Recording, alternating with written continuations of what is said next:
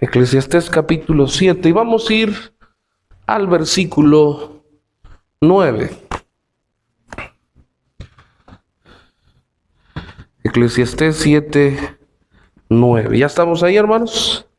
Léalo conmigo, dice la palabra de Dios, todos juntos. No te apresures en tu espíritu a enojarte, porque el enojo reposa en el seno de los necios. Hemos comenzado, hermanos, a hablar acerca de aquellos aspectos que en la madurez del Hijo de Dios van a estar presentes. Hablábamos días anteriores, domingos anteriores, que una de las cosas que va a caracterizar a un hijo de Dios es aprender cuando hay un arrepentimiento genuino en su vida, cómo saber cuando hay un arrepentimiento real. Y esto es importante, ¿por qué? Porque lo experimentamos en el momento en que venimos a Cristo, un arrepentimiento, pero también un arrepentimiento es aquel que nos lleva a vivir de manera sabia, de manera en que honramos y glorificamos a Dios.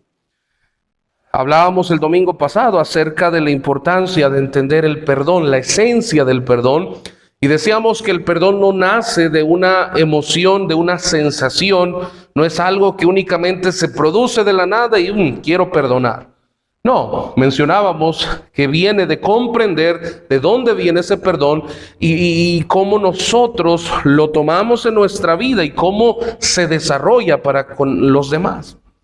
Y en esta ocasión, hermanos, en esta tarde vamos a aprender acerca de aquellas cosas, o especialmente una, que afecta para que el perdón no sea posible en la vida del cristiano.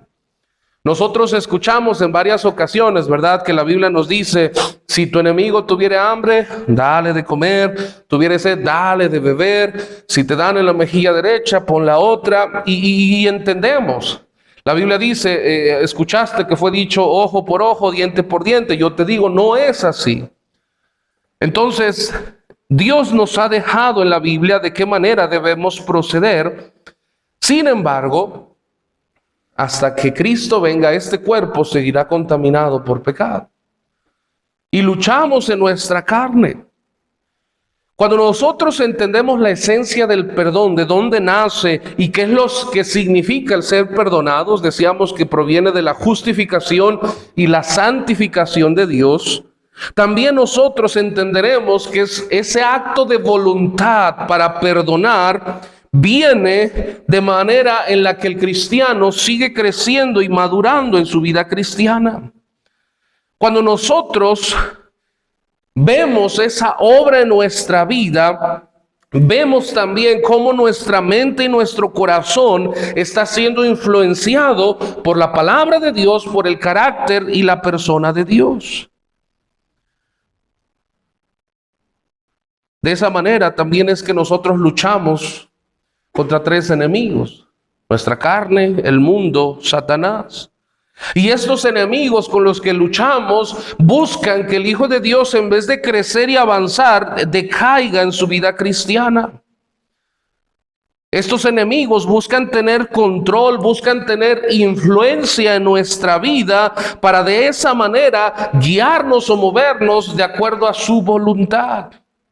Y si el Hijo de Dios no tiene cuidado, se verá afectado en su vida de tal manera que no solamente va a ser afectado por lo que viene, sino que también va a cargar cosas en su mente y en su corazón que van a lastimar su relación con Dios y su propia vida. Una de las cosas, hermanos, que afecta y que es la base para que no haya perdón en la vida del cristiano es el orgullo. Nosotros podríamos pensar en el rencor hasta la amargura, pero aún cuando pensemos en cada uno de estos aspectos que hay en el corazón del ser humano que evitan que exista el perdón, todas ellas nacen de lo mismo, que es el orgullo. Soberbia, si lo quiere llamar así. ¿Y qué es el orgullo? ¿Qué es la soberbia? La Biblia dice, ¿verdad? En Santiago 4 dice que Dios resiste a los soberbios y da gracia a los humildes. Pero el orgullo en la Biblia lo establece como una negación a vivir bajo la dependencia de Dios.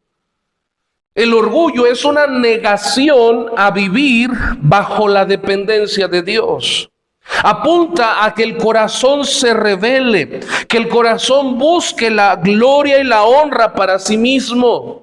Un corazón orgulloso no busca someterse ni rendirse ante nadie, y es obvio que muchas veces ni ante Dios. Si usted va a Santiago capítulo 4 versículo 6, si mal no recuerdo, donde dice que Dios resiste a los soberbios y da gracia a los humildes, el versículo que sigue empieza diciendo: someteos pues a Dios. Porque el orgullo es algo que no deja. El orgullo es algo que impide que exista una dependencia o que exista una disposición a rendir cuentas en su vida. Quien tiene la última palabra en su vida, sin importar el consejo, sin importar la dirección, es su propio consejo. La Biblia dice en Proverbios también, capítulo 3, capítulo 4, hablando de la sabiduría, y le dice al hombre: no seas sabio en tu propia opinión. El orgullo es algo con lo que todo ser humano lucha y luchamos. El orgullo es aquello que quiere hacernos creer que podemos vivir bajo nuestra propia dirección sin depender de nadie, incluso Dios. ¿Qué pasó con Adán y Eva? Va y le dice: Dios ha dicho que no comas, no moriréis, seréis como Dios. No necesitas a Dios, no necesitas, Dios te está escondiendo. Y entonces es que el corazón, cuando el corazón empieza a ceder ante el orgullo, ante la soberbia, es el corazón que empieza a llenarse de sí mismo. Santiago dice: Dios resiste a los soberbios. Proverbista dice: no seas sabio en tu propia opinión. Sabemos que cuando Dios obra o Dios bendice, es en la obediencia. El orgullo, hermanos, va en contra de Dios. Números capítulo 15, versículo 30, Dios mismo diciéndole al pueblo de Israel: cualquiera que haga algo con soberbia, ultraja a Jehová. Cualquiera que actúe con soberbia, que en su corazón decida y pase por alto el consejo de Dios, ultraja, denigra, lastima el nombre de Dios, dice, será cortado del pueblo. Dios no bendice la soberbia, porque la actitud del corazón, sus pensamientos se cierran únicamente a su propia sabiduría, a su propia guía, a su propia dirección. No escucha consejos, no escucha advertencias, y su corazón se ha cerrado para no recibir la ayuda o recibir consejo. En eso se resume el orgullo. Cuando Eclesiastés, cuando el predicador dice: no te apresures en tu espíritu a enojarte, 7:9, porque el enojo reposa en el seno de los necios. Pastor, ¿qué tiene que ver con el perdón? Ahorita lo va a ver. Cuando el predicador dice que el enojo reposa en el seno de los necios, vamos a tener en cuenta dos cosas, hermanos. En primera, enojarse no es pecado. Eso lo sabemos, ¿verdad? Es algo que Dios ha puesto y ha dispuesto en nuestro corazón. Pablo en Efesios 4:26 dice: airaos, pero no pequéis. Pablo lleva al cristiano haciéndole entender que se puede enojar, pero que no permita que ese enojo permanezca en el corazón. Que ese enojo perdure. La palabra enojo que utiliza aquí en el griego es la palabra parorgismos, que hace referencia a un sentimiento de aquello que lo provocó, pero que es retenido. La palabra enojo. No se ponga el sol sobre vuestro enojo. Habla de un sentimiento, un pensamiento, una idea, aquello que ocasionó el enojo, pero se retiene ese sentimiento. Pablo dice, enójate, pero no peques. Y el pecado viene, o lo incorrecto es cuando ese sentimiento que causó el enojo se retiene.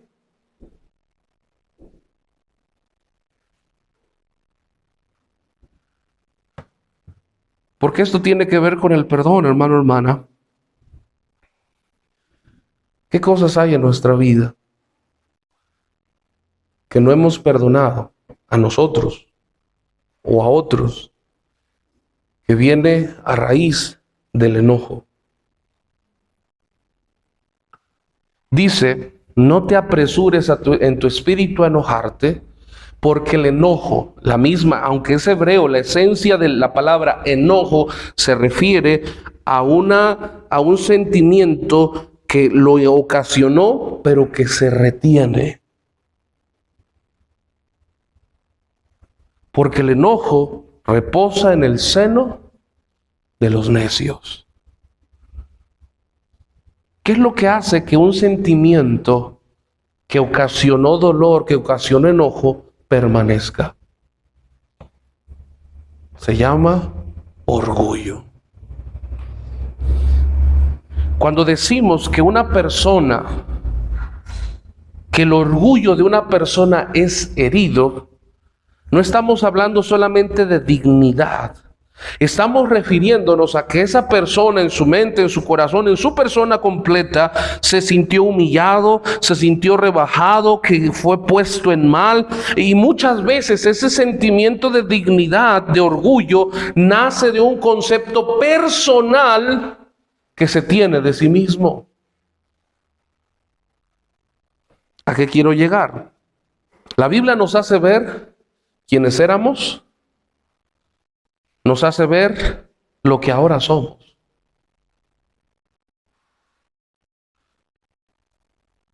Y eso hace que usted y yo ahora vivamos en humildad. No éramos nada, vivíamos en el pecado, vivíamos en lo vil y lo menospreciado, y ahora somos hijos de Dios por gracia, limpiados, justificados y considerados dignos gracias a Jesucristo.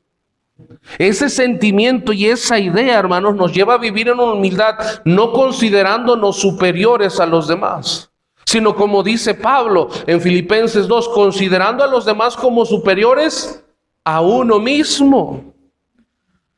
Consideramos a nuestro prójimo, vemos de manera digna ahora nuestra vida como hijos de Dios. Pero cuando hay un concepto, hermanos, nacido únicamente de lo que nosotros somos, hemos hecho, hemos logrado, el ser humano construye una idea por sus logros, por su posición social, por lo que pueda poseer, y es entonces cuando nace del corazón el orgullo. Porque ahora vive y actúa bajo una idea personal nacida de su propia obra. Por eso hay personas que tratan con desprecio a otros, que se creen con una autoridad o superioridad, que se refleja en cómo habla hacia los demás, cómo trata a los demás, cómo menosprecia a los demás, sin consideración, sin cuidado de lo que dice o hace pueda herir o lastimar. Eso es el orgullo.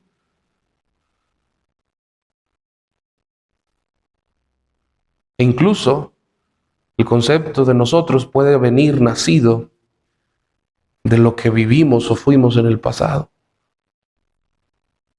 No, es que yo no voy a permitir que me traten así. Es que usted no sabe, hermano, lo que me pasó, lo que sufrí, lo que me dolió. Es que yo he logrado, yo he hecho, es que yo viví, yo pasé, yo. Y nace un concepto que se envuelve en el orgullo. Un concepto formado por nosotros. Ya sea con superioridad o ya sea con inferioridad.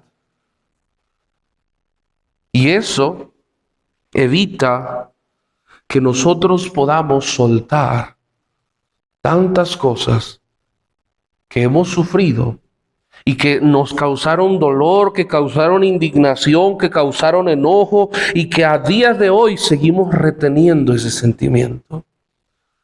por orgullo.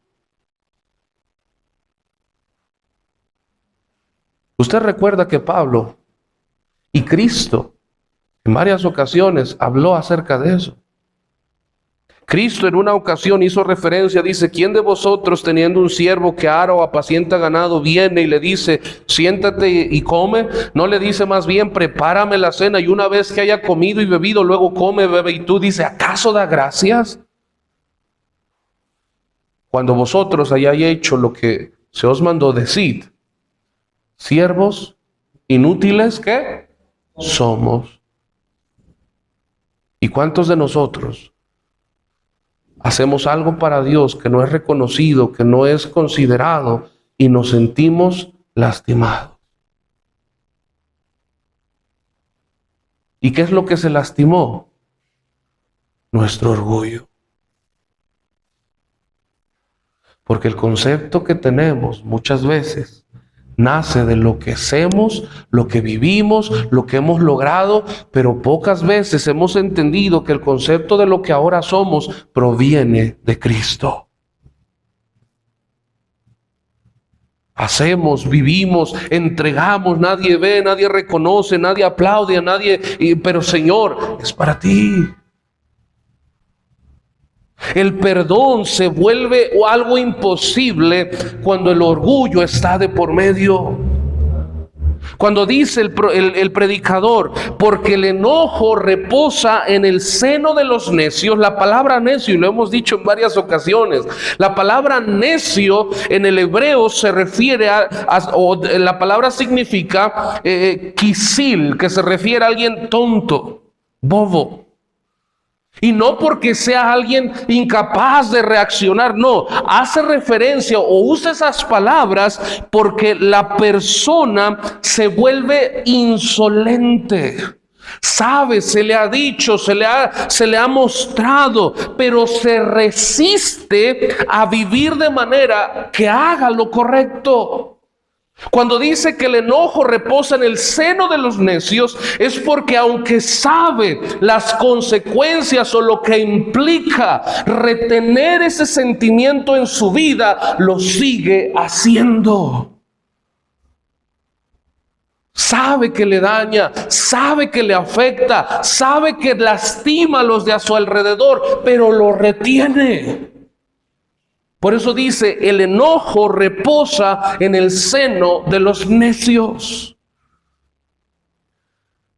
¿Y por qué se va a retener un sentimiento aún cuando nos lastima o sabemos que nos afecta?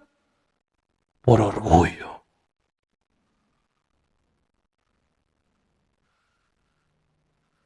El orgullo es un impedimento para que el perdón pueda ser. Recuerda que dijimos que el perdón es un acto de voluntad. No nace de la nada. Proviene de una comprensión de lo que hemos recibido y lo que ahora damos. De gracia recibisteis, da de gracia. El amor que nosotros damos no es un amor que provenga por nuestra bondad, es un amor que proviene de Dios y que damos a nuestro prójimo.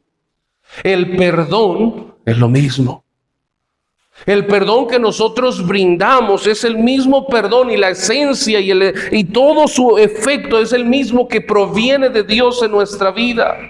Recordábamos hace 8 días el ejemplo de aquel hombre que fue llevado ante su señor y le debía demasiado, y que rogó y clamó y su señor le perdonó, pero después dice que encuentra un consiervo que le debía mucho menos.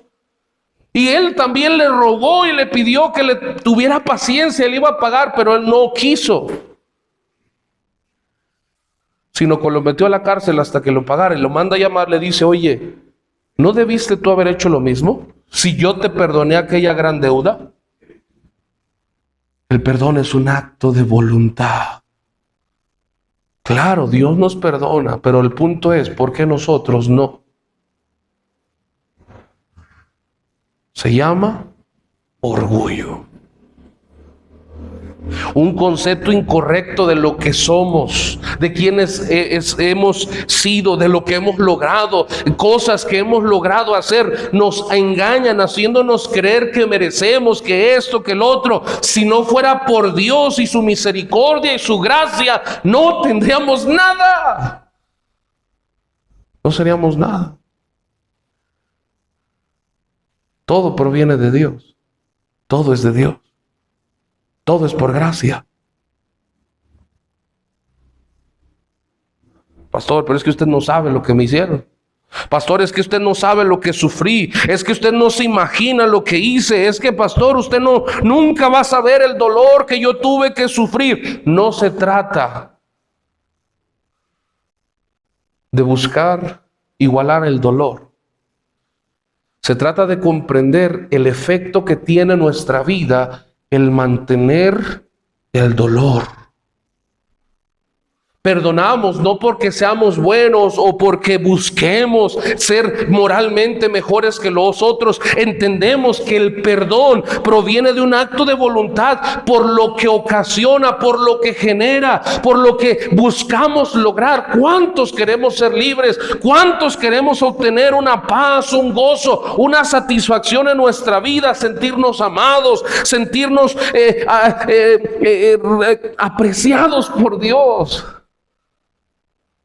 La falta de perdón evita. ¿Por qué? Porque ya no hay el mismo gozo, porque Dios resiste a los soberbios.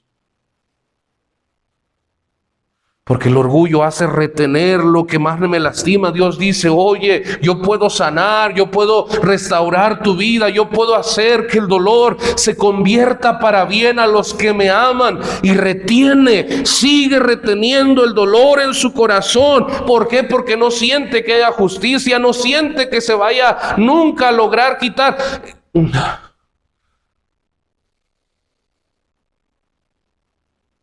Porque su orgullo. Por su orgullo. El perdón no tiene que ver con una sensación o un sentimiento. El perdón viene de la comprensión de quién era, de quién soy en Cristo y lo que ahora tengo en Dios. Perdono no es porque sea muy bueno, sino porque he encontrado algo más valioso que retener algo que me sigue lastimando. La falta de perdón, hermano, hermana, a quien afecta primordialmente es a nosotros. ¿Qué es lo que afecta, hermano? Tu comunión con Dios. Y una vez más te lo digo, Dios resiste a los soberbios. Porque esa sensación de querer lograr ver justicia y hasta que se vea que está pagando por lo que hizo, ahora sí. Dios dice, no, mía es la venganza, yo daré el pago. Echa toda tu carga sobre Él, dice Pedro, porque Él tiene cuidado de vosotros. Venid a mí todos los que estéis trabajados y cargados, que yo os haré descansar. Entender, hermanos, que entregarle a Dios toda lucha, toda carga, todo dolor, es entregarle todo para deshacernos de aquello que afecta nuestra vida. Pero el orgullo. Porque no saben quién soy. No se me va a olvidar. Si supieran, no, si vieran cómo soy. Y nuestro enfoque de nuestra persona, el querer aparentar un orgullo, una dignidad humana, es rechazar y despreciar lo que Dios dice, yo te puedo ayudar. Pero vale más nuestra dignidad, nacida de lo que somos, de lo que hemos hecho, de lo que hemos vivido. Vale más nuestro egoísmo de decir no. Y sin darnos cuenta, eso termina también lastimando a los que nos rodean. Porque ese sentimiento que nosotros seguimos reteniendo te cambia. Dice la Biblia en Hebreos 12:15, mire cómo toma sentido. Que ninguno deje de alcanzar la gracia de Dios. ¿Cómo? Que brotando alguna raíz de amargura os estorbe y por ella muchos sean contaminados. Pastor, ¿es posible dejar de alcanzar la gracia de Dios? La Biblia lo dice. ¿Cómo? ¿Pero por qué? Porque Dios resiste a los soberbios. Vale tanto nuestro orgullo, nuestra dignidad, el creer que somos hermanos, hermanas. Cuando tu imagen, tu persona nace y proviene de lo que Dios ve en ti, de cómo Dios te ve, de cómo Dios te ha salvado y rescatado. Tu persona, tu imagen, tu dignidad proviene de Él. No hay nada más valioso que la comunión con Dios, de tal manera que el perdón no se vuelve algo porque, ay, soy muy bueno, voy a perdonar. Se vuelve algo valioso para poder retener lo más valioso que hay en mi vida, es Dios. Y mucho cristiano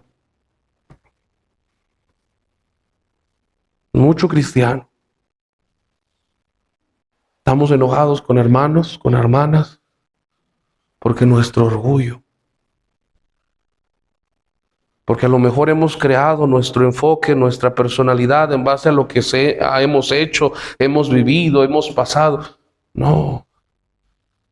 Cuando creamos esa imagen de nosotros en base a lo que hemos hecho, hermanos, hermanas, perdemos el enfoque de quiénes somos ahora en Cristo.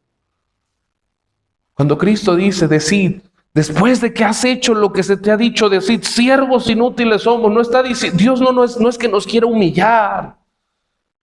Lo que está diciendo Cristo es, entiende en tu corazón quién eres ahora. Y no, Dios no te desprecia, al contrario, Dios bendice. Pero cuando el Hijo de Dios entiende quién es ahora en Cristo, Él sabe que nada es merecido, todo es gracia. Hacemos algo grande para Dios. Señor, si no fuera por ti, yo no merezco nada de esto. Siervo inútil soy, pero Señor, he podido servir, he podido estar en tu obra, he podido servirte. Pero cuando el Hijo de Dios genera su imagen en lo que hace, en sus logros, en su posición, en su estatus, es cuando entonces el orgullo se vuelve un impedimento para que exista el perdón entre hermanos en Cristo. Pablo lo dijo en Efesios 4. Perdonaos unos a otros, así como Cristo os perdonó. Cuando Jesús dice, si te acuerdas, vas a llevar tu ofrenda y te acuerdas que tienes algo con tu hermano, dejas tu ofrenda, vas y te reconcilias. Porque lo más importante es saber que tu ofrenda va a ser agradable a Dios. Y ahora si vienes, la tomas y la presentas.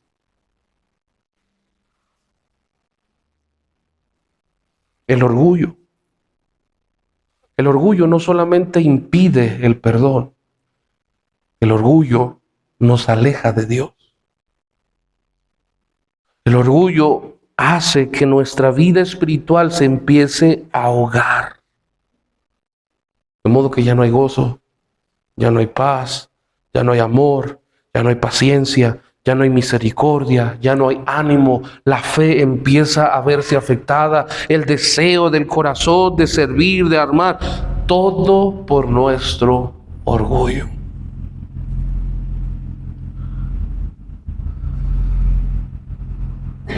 Perdono,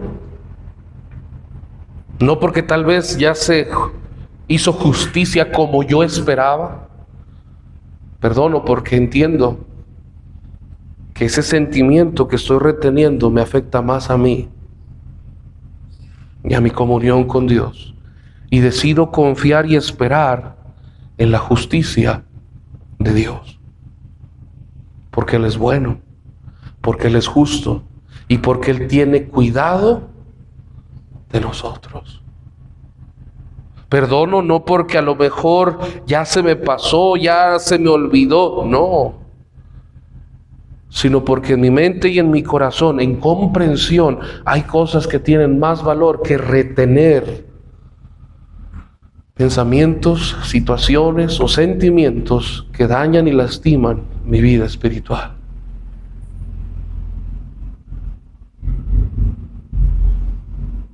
Por eso dice, si tu enemigo tuviera hambre,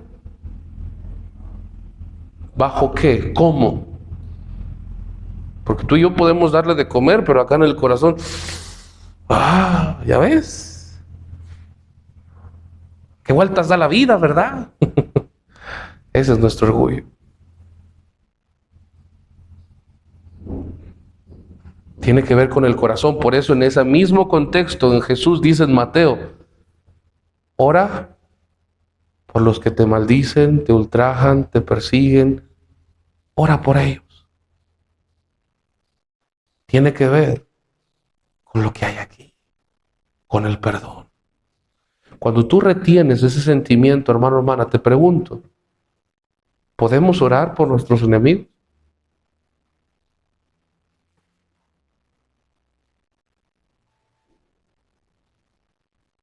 No se puede.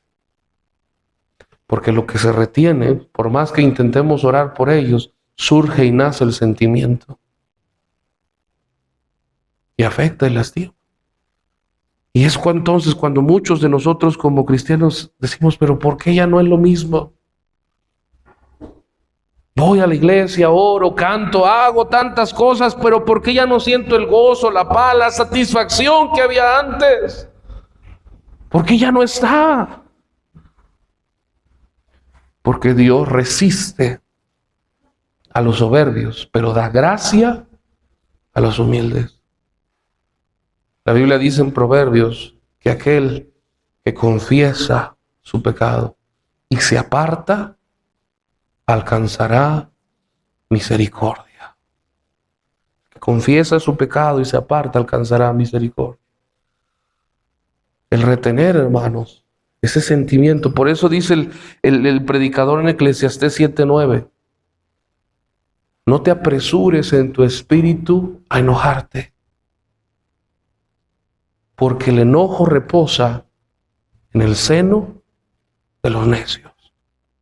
¿Cuántas veces porque nuestro orgullo es herido, retenemos nuestra actitud, nuestro enojo y no nos damos cuenta que no es sabio? Estamos perdiendo bendición, estamos perdiendo tantas cosas. ¿Cuántas veces a lo mejor pleitos, discusiones entre nosotros? Porque sí hay diferencias. Pero cuántas veces esas discusiones nos llevan a ya no tener comunión en el matrimonio, en el hogar, a enojarnos con nuestros seres queridos, a enojarnos con nuestros hermanos en Cristo, de tal manera que ya no hay esa comunión, no hay ese amor. ¿Por qué? Porque nuestro orgullo fue herido. Es que yo tengo la razón, hermano. Tu orgullo te lleva a querer tener la razón antes que retener en tu vida la bendición de Dios. Pero pastor, yo no fui quien hice el mal. Exacto, tal vez no. Pero alguien que es sabio entenderá que es más valioso tener en su vida la comunión con Dios que tener la razón. Pastor, pero es que es injusto. Sí, por eso Jesús y Pablo dijo, déjalo, mía es la venganza. Yo daré el pago. Confía. Quien hace la obra. Cristo nos invita a perdonar no porque no vaya a pasar nada, sino porque Dios mismo sabe el efecto y las consecuencias que hay en la vida de sus hijos el no perdonar. Dios a su tiempo hace justicia, pero quien afecta grandemente el no perdonar es a nosotros. Y terminamos lastimando a otros. Pastor, ¿a poco a veces vamos a perdonar? Sí. Tuvieron la culpa. Ellos fueron los que hicieron. Pero vamos a perdonar aquí. ¿Por qué? Porque lo que me hicieron, yo no soy responsable de lo que ellos hicieron. pero sí soy responsable de lo que está ocurriendo aquí. Y si yo retengo, yo mismo hago que mi comunión con Dios se vea dañada. ¿Por qué, pastor? ¿Por qué va a hacer eso? ¿A poco Dios? No. Dios dice, Dios resiste a los soberbios, pero da gracia a los humildes. Y después dice, someteos pues a Dios. Hermano, hermana, dice Eclesiastés 7:9, no te apresures en tu espíritu a enojarte, porque el enojo reposa en el seno de los necios. Aquellos que entienden o se les advierte o se les dice las implicaciones que hay el retener el enojo y aún así siguen viviendo igual. Ya están amargados, ya no hay gozo, no hay amor, no hay paz, pero siguen reteniendo su enojo.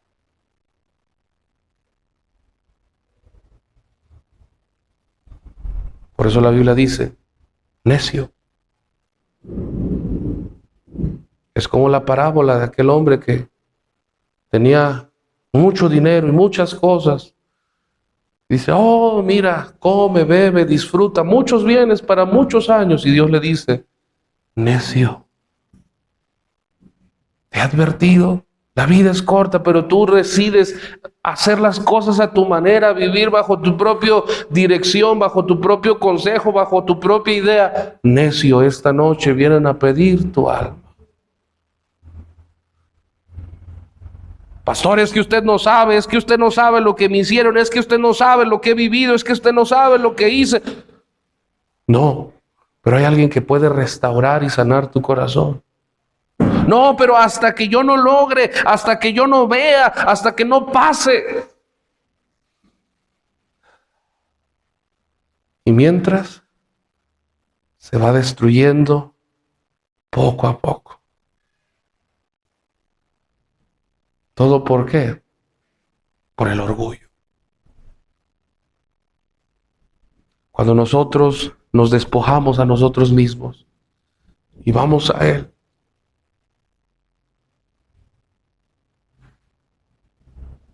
dice la Biblia que Él viene, dice Hebreos 12:1, corramos con paciencia y despojémonos de todo peso de pecado que nos asedia y corramos con paciencia la carrera que tenemos por delante, puestos los ojos en Jesús, el autor y consumador de la fe. Y empieza a explicar de qué manera y por qué debemos confiar en Él. Pero cuando nosotros vamos a Él, hermano, hermana, Él tiene cuidado de nosotros. Él sana, Él restaura. Pero muchas veces lo que impide que el perdón sea posible en la vida del Hijo de Dios se llama orgullo. Y el orgullo viene de un concepto erróneo de nuestra persona. Cuando no hay un concepto correcto de quiénes somos ahora en Cristo. Cuando el orgullo toma posesión de nosotros es cuando entonces creemos que merecemos, que somos dignos por lo que hemos hecho, por lo que hemos vivido, por los años que tenemos en la vida cristiana, por lo que logramos. No.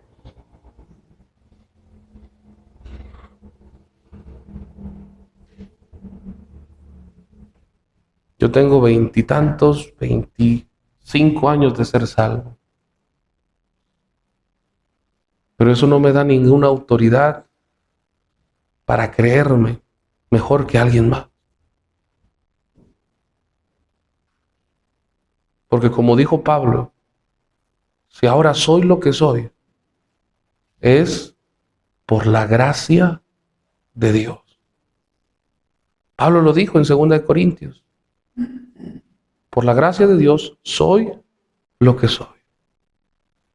Y él mismo dice, yo he trabajado más que todos ellos, pero no yo, sino la gracia de Dios conmigo.